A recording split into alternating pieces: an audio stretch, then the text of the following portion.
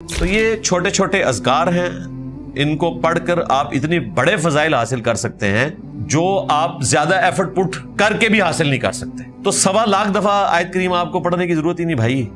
آیت کریمہ اگر آپ صبح شام ایک دفعہ پڑھ لیتے ہیں، ہر دعا کے ساتھ ایک دفعہ پڑھ لیتے ہیں، اور واقعتاً اس کا فہم اپنے ذہن میں رکھتے ہوئے گاڈ اورینٹڈ ہو کر، اور سید الاستغفار ہے یہ، اس سے بہتر کوئی استغفار کا سیگا نہیں ہو سکتا۔ قرآن میں رپورٹ ہوا، اور نبی اسلام جامع ترمذی میں حدیث ہے، کہہ رہے ہیں کہ جو بھی یونس کی دعا کے ذریعے اللہ کی طرف متوجہ ہو، اللہ تعالیٰ اسے کبھی محروم ہی نہیں لوٹائے گا۔ اب یہ مختصر سا وظیفہ جو لوگ پوری زندگی سے پڑھتے رہتے ہیں نا، اسے یہ نہیں پتا کہ اس کا مطلب کیا ہے۔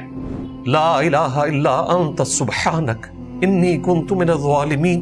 اور ان کے بھائی نے مجھے خود کہا کہ وہ یہ دعا کرتے ہوئے ساتھ پنجابی میں اپنی نیٹو لینگویج میں اس کو بیان بھی کر رہے تھے کہ اے اللہ تو تو پاک ہے، تو تو غلطی نہیں کرے گا، میں انسان ہوں، میں مانتا ہوں میں غلطی کر سکتا ہوں، مجھے معاف کر دے۔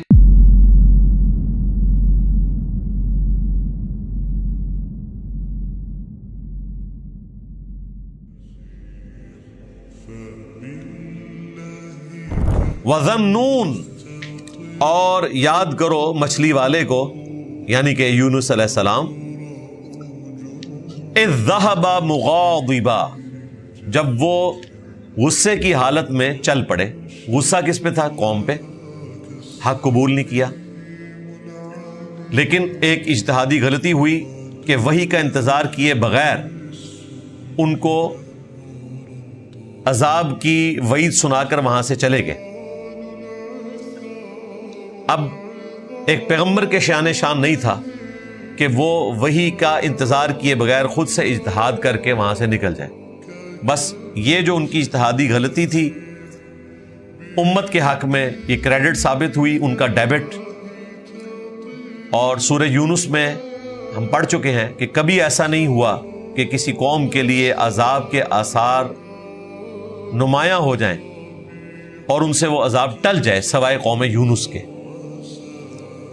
1 لاکھ سے زیادہ وہ لوگ تھے، قرآن میں آیا۔ اللہ تعالیٰ نے ان سب کو توبہ کی توفیق دی۔ دیکھیں، وہ تو سمجھ لیں کہ جہنمیوں سے سیدھے جنتی بن گئے، کیونکہ عذاب کے آثار آنے کے بعد تو ان سے پہلے بھی قومیں اسلام قبول کر چکی تھی۔ فرعون نے اسلام قبول کر لیا تھا، لیکن اس وقت موت کو سامنے دیکھ کر اسلام قبول نہیں ہوتا، اللہ تعالیٰ اسے ایکسیپٹنس نہیں دیتا۔ قوم یونس کو اللہ تعالیٰ نے ایکسیپٹنس دے دی، اور ان سب کے سب لوگوں نے اسلام قبول کیا۔ وہ تو کنکلوڈ کر بیٹھے تھے، دوسری طرف ان کو اجتہادی غلطی کے اوپر اللہ تعالیٰ نے آزمائش میں ڈالا۔ جس کشتی میں وہ سوار تھے اس میں طوفان آ گیا، وہ سب لوگ اپنے اپنے خداؤں کو یاد کرنا شروع ہو گئے۔ بیچ میں عبرانی یہی تھے بنی اسرائیل میں سے، ان کو تو پتہ چل گیا کہ یہ تو اب طوفان ٹلنے والا نہیں ہے۔ وہ لوگ قرآن اندازی کیا کرتے تھے، 3 دفعہ قرآن نکالا، تینوں دفعہ ان کے نام نکلا۔ پہلی دفعہ نکلا تو لوگوں نے کہا نہیں، اس طرح کی کوئی غلط چیز ان میں تو ہمیں نظر نہیں آتی ہے۔ 3 دفعہ جب قرآن ان کے نام پہ نکلا تو یونس علیہ السلام نے کہا مجھے ہی تم اب سمندر میں ڈالو گے تو ہی اس کشتی کو نجات ملے گی، کیونکہ ظاہر ہے کہ میں اپنے رب کی وحی کا انتظار کیے بغیر نکلا ہوں۔ ان کے ہاں یہ مشہور تھا کہ جو غلام آقا کی اجازت کے بغیر نکلتا ہے اور وہ کسی کشتی میں سوار ہوتا ہے تو وہ کشتی پھنس جاتی ہے طوفان میں۔ تو بات تو صحیح تھی، حضرت یونس علیہ السلام اپنے رب کی اجازت کے بغیر نکلے تھے، وحی کا انتظار کیے بغیر۔ پھر ایک مچھلی نے انہیں نگل لیا، اور یہ معجزانہ طور پر ہوا، ورنہ ویل مچھلی اگر آپ کو نکل لے تو دوسری طرف سے تو کچھ بھی نہیں سلامت رہے گا، جتنا بڑا اس کا معدہ ہے اور جتنا اس میں تیزاب ہے، یہ معجزانہ طور پر ہوا۔ اللہ تعالیٰ نے ان کو نجات دی۔ وہ تفصیل ہمیں بائبل میں ملتی ہے کہ بائبل سے مراد میں تورات کی بات کر رہا ہوں، یعنی تورات نہیں، یعنی وہ جو کمبائنڈ ہے۔ 3 دن اور 3 رات تک وہ مچھلی کے پیٹ میں رہے، 3 دن اور 3 رات گپ اندھیرا، وہاں انہوں نے ایک دعا کی، اللہ تعالیٰ نے وہ قبول کر لی. وہ دعا اسی صورت میں آئے گی. سورہ الصافات میں آگے چل کر آئے گا کہ اگر یونس علیہ السلام اس دعا کے ذریعے ہماری طرف متوجہ نہ ہوتے تو پھر مچھلی کے پیٹ سے اسی دن نکالے جاتے جس دن مردے اپنی قبروں سے نکالے جائیں گے. اللہ تعالیٰ نے اس دعا کی برکت سے ان کو نجات دے دی. واپس جب وہ قوم میں آئے تو حیران رہ گئے کہ سب لوگ ہی، یعنی سب نے رفع الیدین شروع کر دیا ہے، سارے ہی چینج ہو چکے ہیں. تو بہت بڑی چیز تھی. تو اللہ تعالیٰ فرما رہے کہ سیدنا یونس علیہ السلام غصے کی حالت میں اپنے قوم سے نکلے. فَظَنَّ أَن لَّن نَّقْدِرَ عَلَيْهِ، اور انہوں نے یہ گمان کیا کہ ہم ان پر گرفت نہیں کریں گے. یعنی انہوں نے کہا خیر ہے، اب انہوں نے انکار کیا، اب تو عذاب ہی آنا ہے، تو میں وہی کا انتظار کیے بغیر نکل جاتا ہوں. اگلا فیصلہ تو ہمیں پتہ ہے کیا ہونا ہے، لیکن پروٹوکول کو فالو نہیں کیا.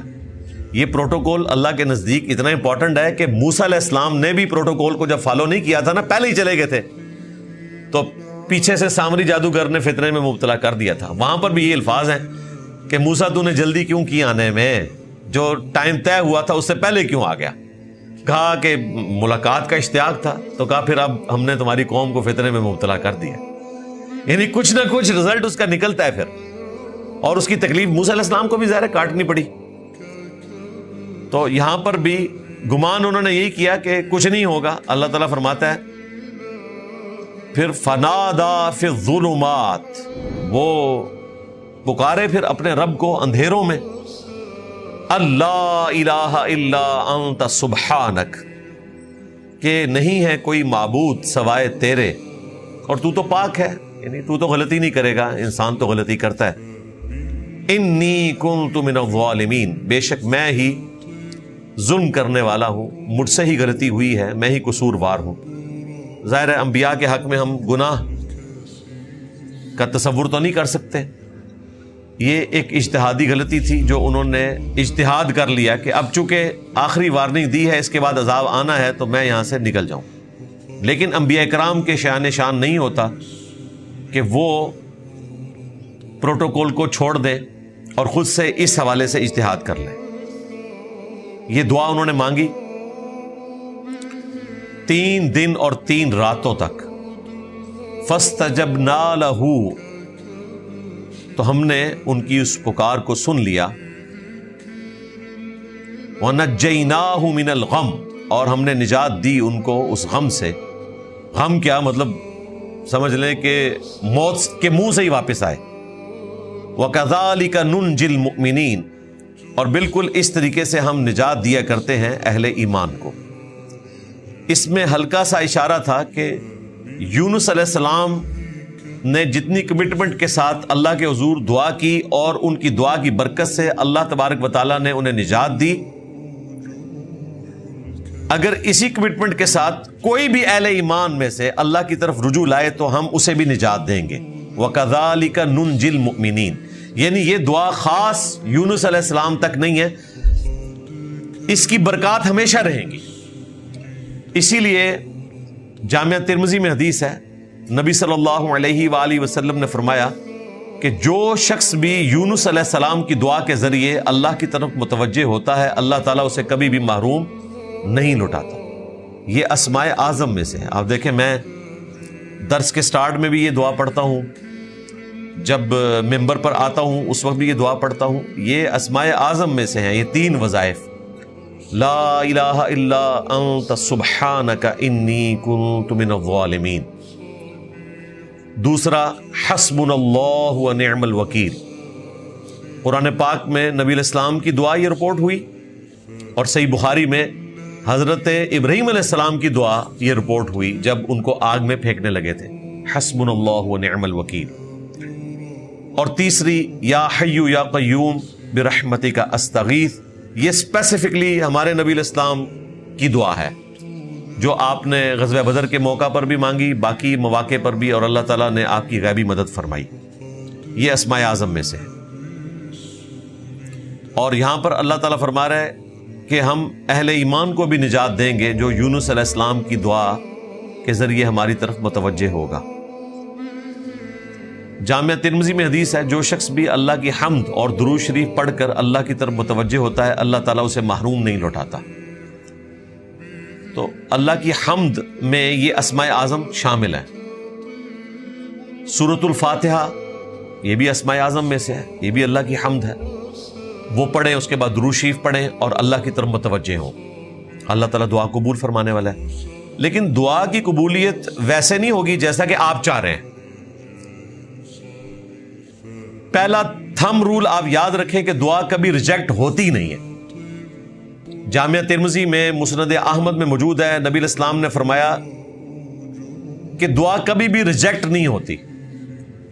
جب بھی تم اپنے رب سے دعا کرتے ہو تو جو تم نے مانگا یا تو وہی تمہیں مل جائے گا، یا اس دعا کی وجہ سے اللہ تعالیٰ کوئی تمہاری مصیبت دور کر دے گا، اس کا بہتر نعم البدل تمہیں دے دے گا، یا پھر وہ قیامت کے دن کے لیے سٹور کر دی جائے گی۔ جب یہ بات صحابہ کرام نے سنی تو ان کا رسپانس دیکھیں کیا تھا۔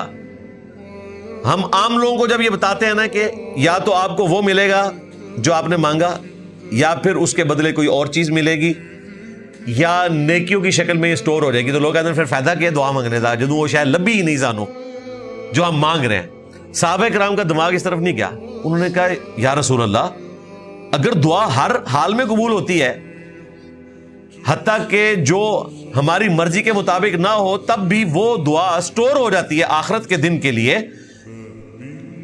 تو پھر ہم تو بہت زیادہ دعائیں مانگیں گے، کیونکہ یہ بہت بڑا ایسٹ ہے کہ یہ دعا ایسی چیز ہے، باقی اعمال میں تو ہو سکتا ہے ریجیکٹ ہو جائے، دعا جو ہے وہ ہر حال میں قبول ہوگی۔ درود شریف بھی دعا کی ایک شکل ہے، اس لیے درود شریف بھی ہر حال میں قبول ہوتا ہے۔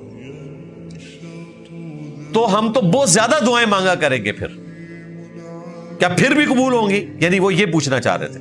تو نبی علیہ السلام نے فرمایا اللہ تعالیٰ بھی بہت زیادہ قبول فرمانے والا ہے، یعنی اللہ تعالیٰ یہ نہیں کہے گا کہ آج تو اس نے 1.5 گھنٹہ دعائیں مانگ لی تو 1.5 گھنٹے کی نیکیاں میں اس کو دوں یا بیچ میں 5 منٹ کی نیکیاں لکھوں، نہیں، ساری نیکیاں سٹور ہو جائیں گی۔ صحابہ کرام تو یہ رزلٹ نکالتے تھے۔ جامعہ ترمذی میں حدیث ہے، جس شخص کی یہ خواہش ہو کہ اللہ تعالیٰ مصیبت اور پریشانی میں اس کی دعا سنے، قبول فرمائے، تو اسے چاہیے جب وہ آسودہ حال ہو تو بھی اپنے رب کو یاد کیا کرے۔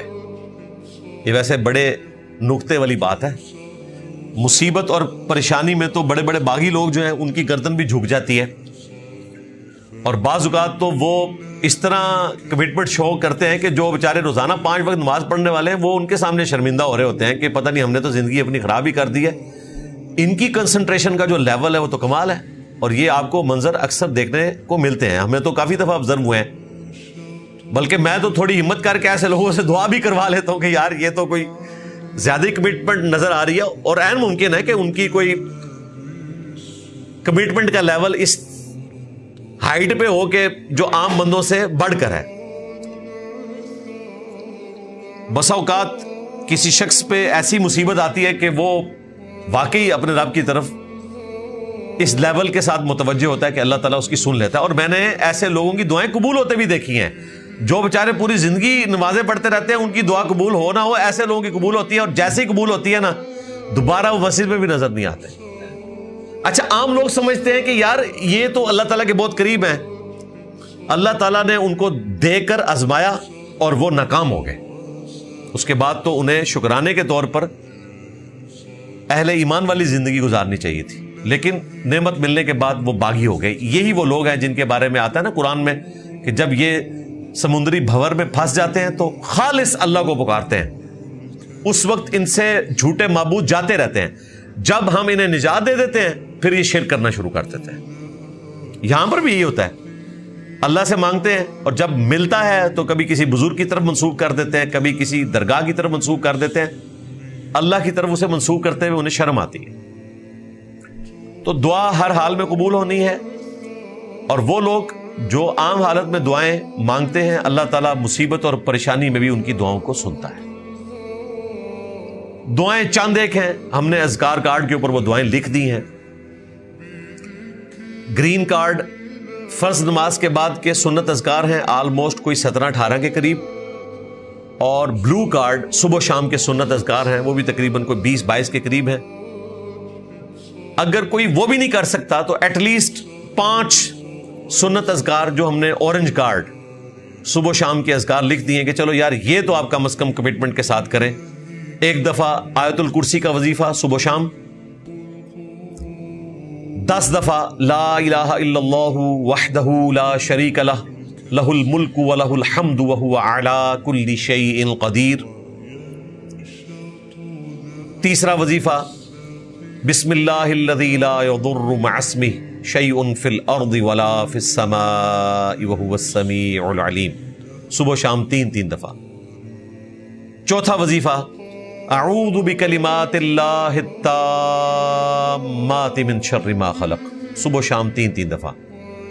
اور 5واں وظیفہ آخری 3 قل, سورۃ الاخلاص, سورۃ الفلق اور سورۃ الناس, 3 دفعہ صبح و شام.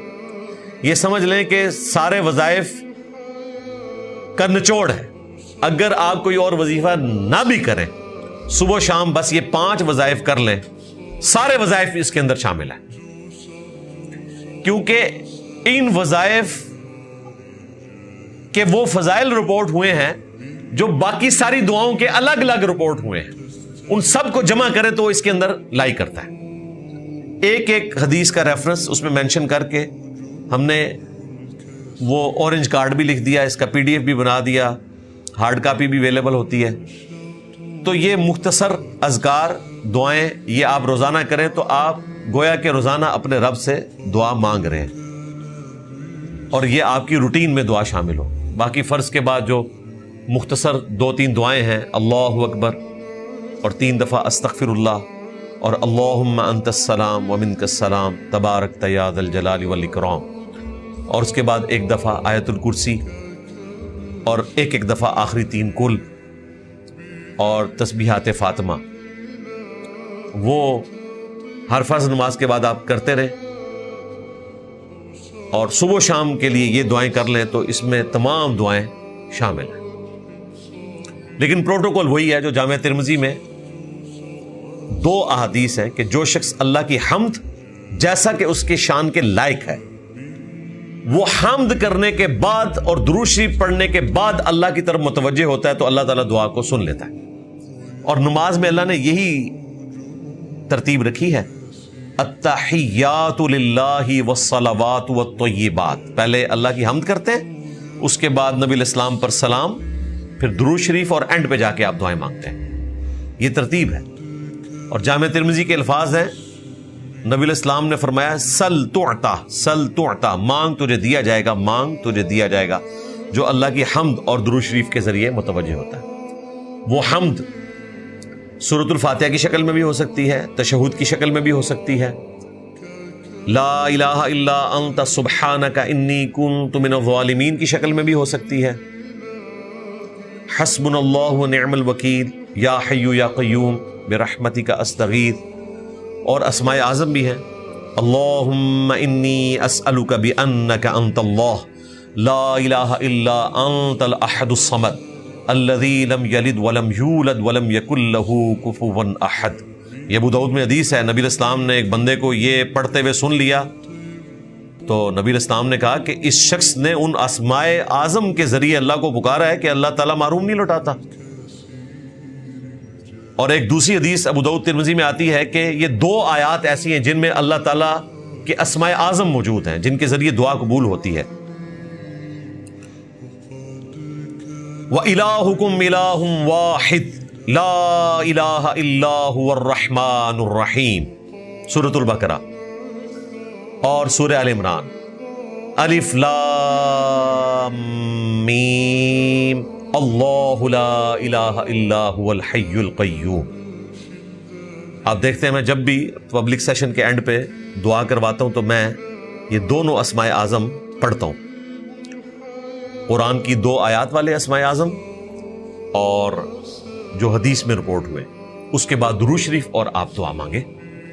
تو یہ ایک پروٹوکول ہے اور دعا قبول ہونی ہے, لیکن سلیقے کے ساتھ جو پروٹوکول بتایا گیا اللہ کی حمد اور درود شریف, اس میں آیت کریمہ کا یہ وظیفہ بھی ہے, لا الہ الا انت سبحانک انی کنت من الظالمین. باقی یہ جو ہمارے محلوں میں عورتیں 1.25 لاکھ دفعہ آیت کریمہ کا وظیفہ کرواتی ہیں، اور پھر وہ پروٹوکول بھی ایسا بتاتے ہیں، کہتے ہیں کہ یہ آیت کریمہ بڑا گرم ہوتا ہے، آپ نے اس کا پروٹوکول رکھنا ہے، خوشبو وہاں پہ سلگھانی ہے، ہر شخص باوضو ہو کر اس کو پڑھے، اور گٹھلیاں رکھی بھی ہوتی ہیں۔ اس طرح کا جو اجتماعی ذکر کرنا ہے نا، یہ بدعت کے اوپر مبنی ہے۔ آپ نے ویسے پڑھنا ہے تو بے شک 1.25 لاکھ دفعہ کیا آپ 10 لاکھ دفعہ پڑھیں۔ اس طرح کا کوئی وظیفہ اس حوالے سے رپورٹ نہیں ہوا۔ جب ہم اسماء اعظم بتاتے ہیں نا کہ آپ یہ پڑھیں، تو لوگ پوچھتے ہیں کتنی دفعہ؟ بھائی 1 دفعہ پڑھ لینا بھی کافی ہے، اس کے بعد درود شریف پڑھیں اور دعا مانگیں اللہ سے، دیٹس آل۔ یا زیادہ سے زیادہ نبی علیہ السلام نے کوئی وظیفہ رپورٹ کیا ہے احادیث میں جو آپ علیہ السلام سے نقل ہوا، وہ 100 دفعہ ہے۔ عموماً جو وظائف ہیں وہ 1 دفعہ ہیں، 3 دفعہ ہیں، 7 دفعہ ہیں، 10 دفعہ ہے، 25 دفعہ ہے، 33 دفعہ ہے، اور حد 100 دفعہ، بس اس سے اوپر کچھ نہیں ملتا۔ باقی وہ جنرل ذکر ہے کہ آپ جتنا بھی ذکر کریں، 100 سے زیادہ دفعہ بھی کریں، لیکن اس پہ بھی قدغن ہے۔ بخاری مسلم میں حدیث ہے، نبی علیہ السلام نے فرمایا کہ اللہ تعالیٰ کو وہ عمل جو بہت زیادہ کثرت سے کیا جائے، اس کی نسبت وہ عمل زیادہ پسند ہے جو مختصر ہو لیکن استقامت کے ساتھ ہو۔ یہ نہیں ہے کہ ایک دن آپ نے 1000 دفعہ درود شریف پڑھا ہے، اگلے دن آپ 50 دفعہ پڑھیں، اس کی بجائے آپ روزانہ 10 دفعہ پڑھ لیں۔ وہ تو حدیث میں نے کوٹ کی تھی مجموع الزوائد سے، طبرانی کے ریفرنس سے، کہ صبح و شام جو شخص 10 مرتبہ درود شریف پڑھ لے تو قیامت والے دن نبی الاسلام کی شفاعت اس کے حق میں حلال ہو جائے گی۔ اور وہ مختصر درود شریف جو سنن نسائی میں رپورٹ ہوا، اللہم صلی علی محمد وعلی آل محمد، یہ آپ علیہ السلام نے تعلیم فرمایا۔ زید بن خارجہ کو نبی علیہ السلام نے نصیحت کی تھی کہ مجھ پر درود لازم کر لو، اور اپنی دعاؤں میں کہا کرو اللہم صلی علی محمد وعلی آل محمد۔ سنن نسائی میں 1293 نمبر حدیث ہے انٹرنیشنل نمبر کے مطابق۔ تو آپ یہ درود شریف پڑھ کے فضیلت کما سکتے ہیں، صبح و شام 10 دفعہ پڑھ لیں، زیادہ جتنا مرضی پڑھیں، وہ آپ جتنا گڑ ڈالیں گے اتنا میٹھا، لیکن استقامت کے ساتھ۔ جو آج کل کی ہماری روٹین ہے، مصروفیات ہیں، اس میں ظاہر ہے کہ اتنے زیادہ وظائف ہر شخص نہیں کر سکتا۔ اچھا، اللہ تعالیٰ نے ہر بندے کو ڈفرنٹ سرکمسٹانسز دیے ہیں اور ان کے لیے وظائف الگ سے موجود ہیں۔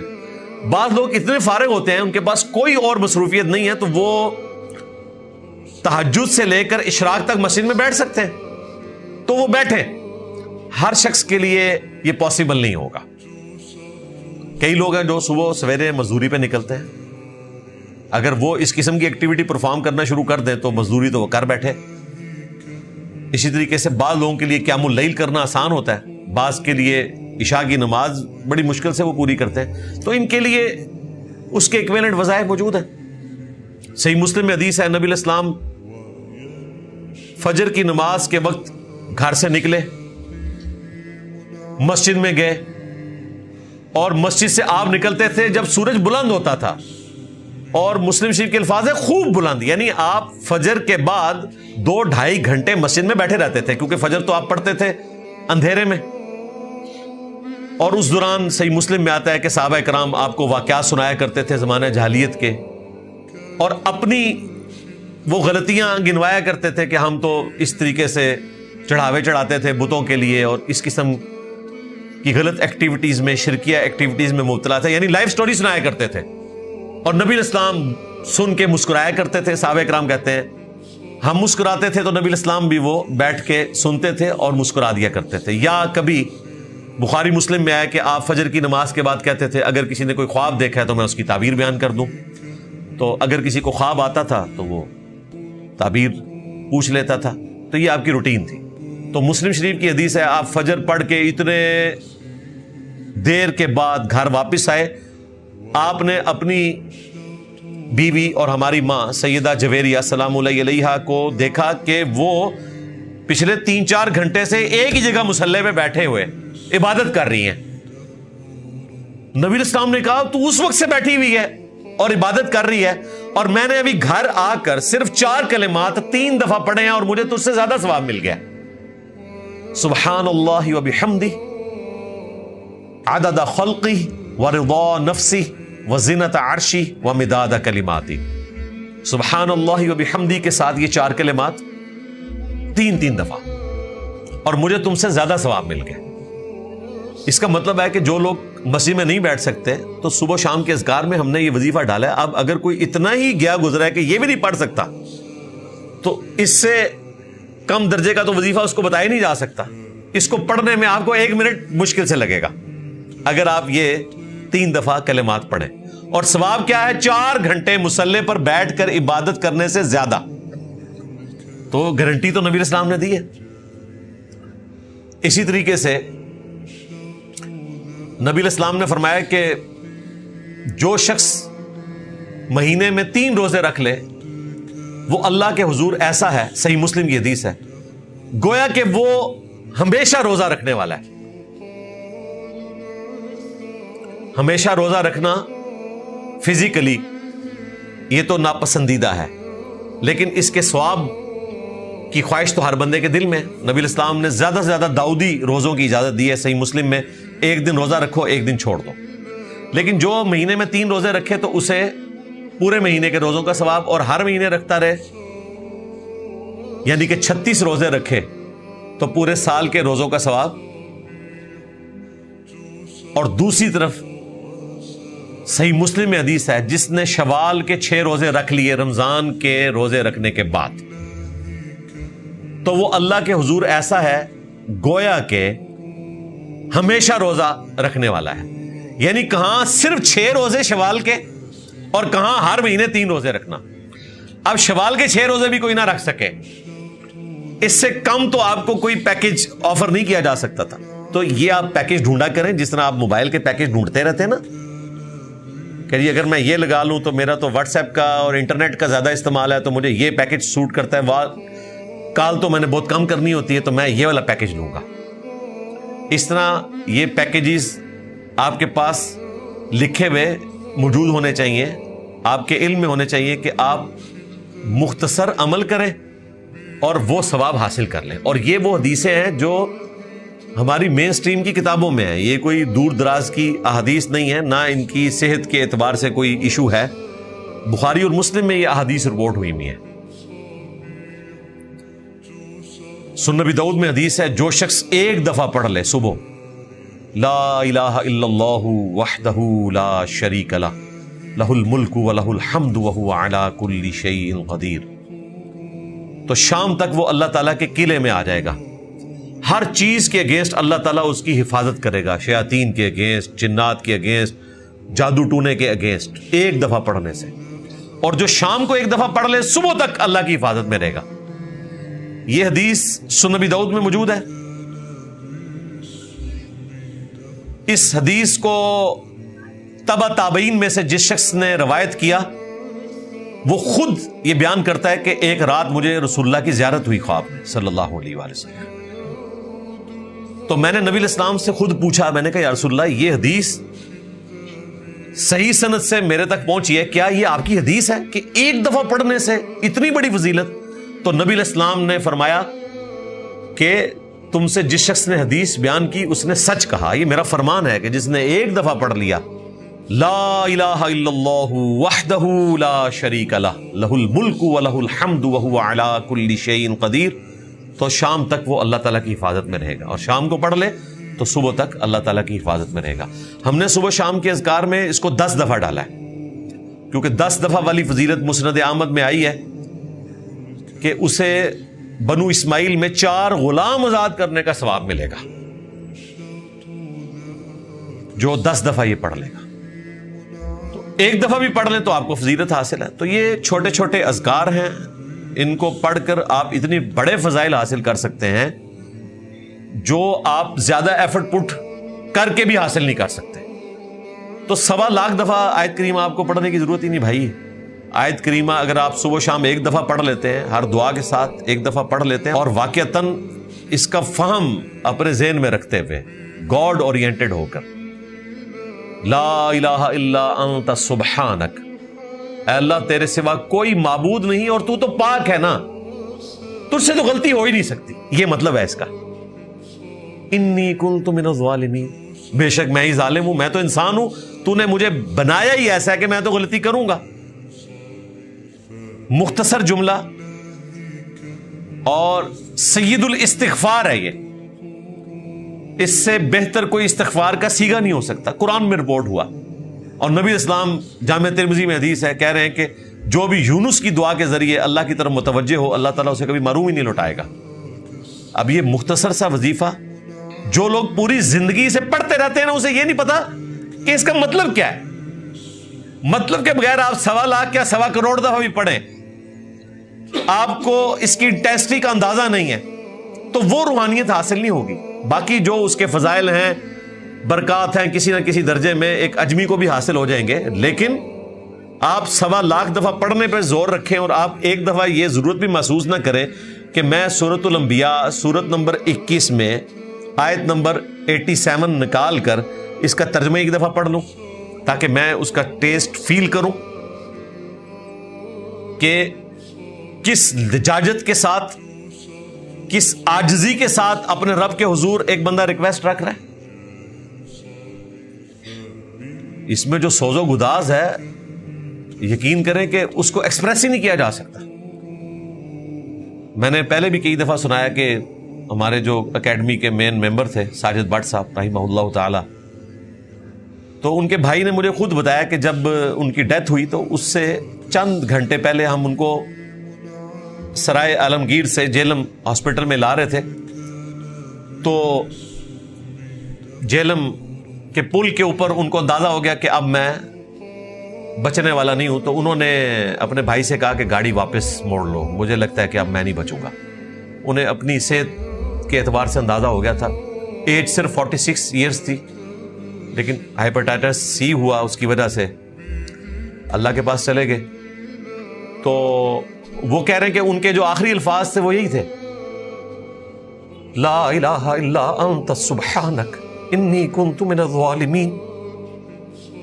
اور ان کے بھائی نے مجھے خود کہا کہ وہ یہ دعا کرتے ہوئے ساتھ پنجابی میں اپنی نیٹو لینگویج میں اس کو بیان بھی کر رہے تھے کہ اے اللہ تو تو پاک ہے، تو تو غلطی نہیں کرے گا، میں انسان ہوں، میں مانتا ہوں میں غلطی کر سکتا ہوں، مجھے معاف کر دے. اور وہ کہتے ہیں ان کے آخری کلمات یہی تھے. بس اسی کا وہ وظیفہ کرتے رہے، عربی میں بھی پنجابی میں بھی بار بار اللہ کے حضور یہ دعا کرتے تھے. میں کہتا ہوں اس سے بڑی کوئی خوش نصیبی نہیں ہے کہ کوئی شخص جو ہے وہ اپنے آخری وقت میں اپنے رب کی طرف گاڈ اورینٹڈ ایسا ہو کہ وہ اس وظیفے کے ذریعے اللہ کی طرف متوجہ ہو. اس سے بہتر نہ کوئی استغفار ہو سکتا ہے، نہ کوئی اسم اعظم ہو سکتا ہے، اور نہ کوئی ایسا وظیفہ ہو سکتا ہے جو اللہ تعالیٰ کے غصے کو ٹھنڈا کر دے. کہ وہ غصہ کہ جس کا ذکر سورہ الصافات میں آیا کہ یونس اگر یہ کلمات نہ کہتا تو اس نے اسی دن مچھلی کے پیٹ سے نکلنا تھا جس دن مردوں نے اپنی قبروں سے اٹھایا جانا تھا. یعنی وہ مچھلی کا پیٹ یونس کی قبر بن جانی تھی اگر وہ یہ کلمات نہ کہتا. تو آپ ذرا اندازہ کریں یہ غیر معمولی وظیفہ ہے. اس لیے دیکھیں میں جب بھی یہاں پبلک سیشن کے لیے انٹر ہوتا ہوں یہ وظیفہ لازمی پڑھتا ہوں. قرآن کلاس سے پہلے بھی پڑھتا ہوں، جب کبھی دعا مانگتا ہوں تو بھی یہ پڑھتا ہوں، اور تشہد میں بھی اس کو پڑھیں. بخاری مسلم میں حدیث ہے کہ جب تشہد میں درود شریف پڑھ چکو تو جو چاہو اپنے رب سے مانگو. اس میں آپ اور دعائیں بھی مانگیں، یہ دعا بھی مانگیں، لا الہ الا انت سبحانک انی کنت من الظالمین. اسی پہ کنکلوڈ کرتے ہیں سورہ الانبیاء کی آیت نمبر 88، وَكَذَلِكَ نُنْجِي الْمُؤْمِنِينَ، اور یوں ہی ہم نجات دیتے ہیں اہل ایمان کو. اللہ تعالیٰ سے دعا ہے کہ جو حق بات میں نے کہی اللہ تعالیٰ ہمارے دلوں میں راسخ فرمائے. اگر جذبات میں میرے منہ سے کوئی غلط بات نکل گئی تو اللہ تعالیٰ ہمیں معاف فرما دے، ہمیں نیک کاموں کا اجر عطا فرمائے، ہماری برائیوں سے درگزر فرمائے. سبحانک اللہم و بحمدک اشہد ان لا الہ الا انت استغفرک و اتوب الیک وما علینا الا البلاغ المبین. جزاکم اللہ خیرا.